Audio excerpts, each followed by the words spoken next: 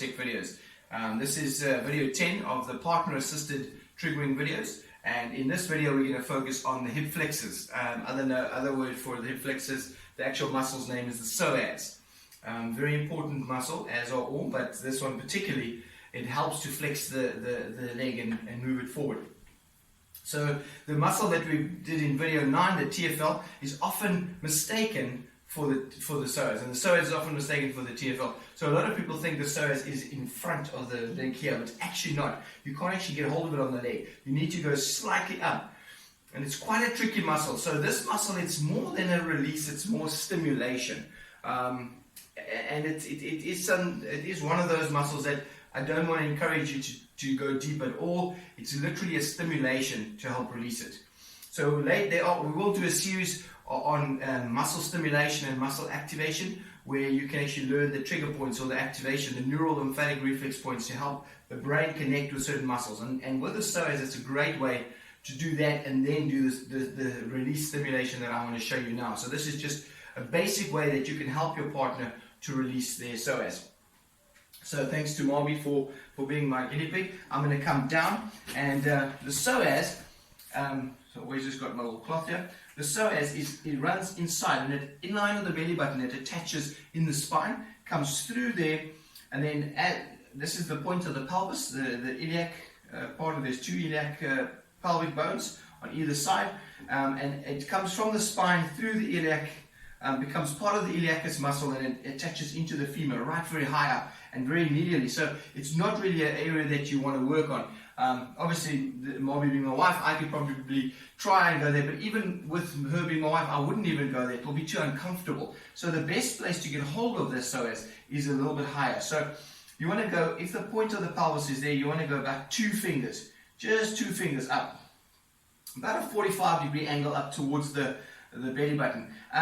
This is a very vulnerable area. There's a lot of lymph nodes, there's a lot of things happening on here. So always, through all the videos, doesn't matter if it's a foot or wherever, if the glute where you can push a little bit firmer, always go according to your partner's recommendation of pain levels. It's not about working through pain. It's got to be nice and soft.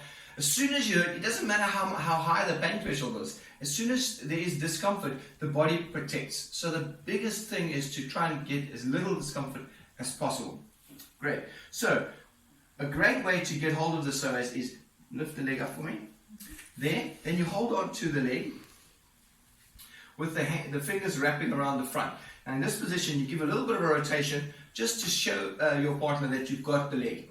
If this is too hard, so now what I'm going to do is I'm going to sit down, so it makes it a little bit easier for me. Okay, just like that. So now my back is not being pulled. I can hold on to this nice and comfortably. Now I'm going to take my thumb and 2 fingers off the pelvis around that area.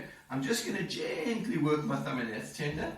Now straight away it will be a little bit sensitive because there's a lot of lymph in that area. It will be a bit burny. So if it's too burny, then what you do is you relax it down.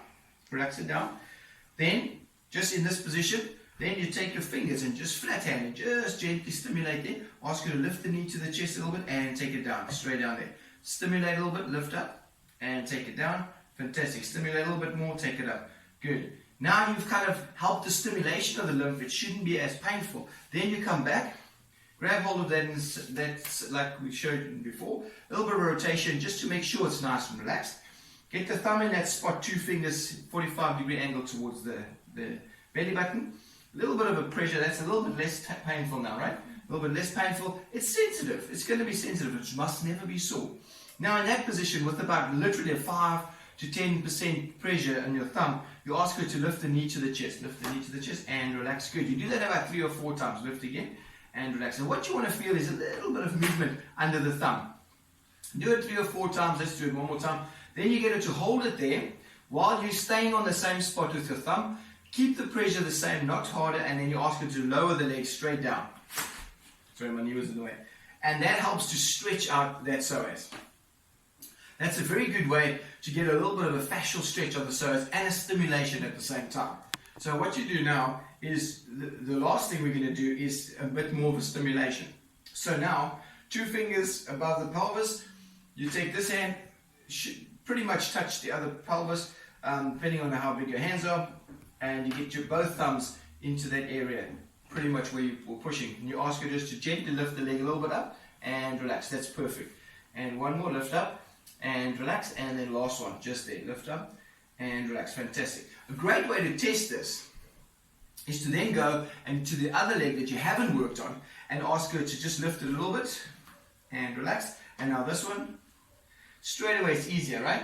It feels lighter, it feels easier. That way you know you've stimulated and released that psoas. And even a little bit of stimulation and release will make a huge difference. And that'll help with lower back pain, it can help with knee pain, with hip pain, and it's really, really effective to release that psoas. Great job. Well, hope you enjoyed that, and thanks for watching.